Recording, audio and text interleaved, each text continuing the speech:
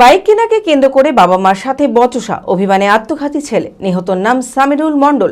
জানা যায় motor bike কিনে না দেওয়াকে কেন্দ্র করে মা বাবার সাথে তর্কাতর্কি শুরু হয়। তার জেরেই কীটনাশক খেয়ে আত্মঘাতী হয় সামিরুল। ঘটনার পর পরিবারের লোকেরা তাকে উদ্ধার করে বেসরকারি নার্সিংহোমে নিয়ে এলে চিকিৎসক তাকে নিহত বলে ঘোষণা করে। পুলিশ দেহ ময়নাতদন্তের জন্য পাঠিয়েছে। মানসিক স্বাস্থ্যের জন্য সবার আগে যে নামটি মনে ভেসে ওঠে, সুস্থ মনের ঠিকানা মনোবীক্ষণ। যোগাযোগ নাম্বার 7477799513।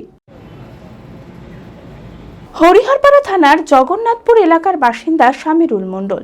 মোটরবাইক কেনাকে কেন্দ্র করে মা বাবার সাথে তুমুল বচসা শুরু হয় তারপরে বাড়ির পাশে একটি মাঠে গিয়ে কীটনাশক খেয়ে আত্মঘাতী হয় সামিরুল।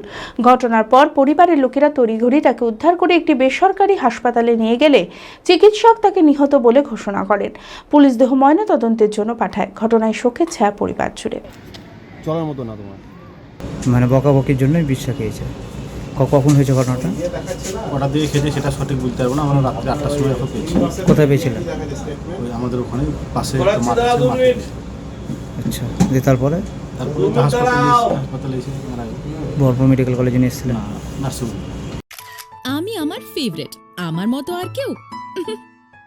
চঞ্চলতা তার কথায় কথায় জীবনে মিশে রঙ ভরায়, চুপি সারে মনে সে সাদে সবাইকে পাগল করে, পাগল করে। আমারই মতো আমার নিজের পতাকা। पता का चा गजब का शाद।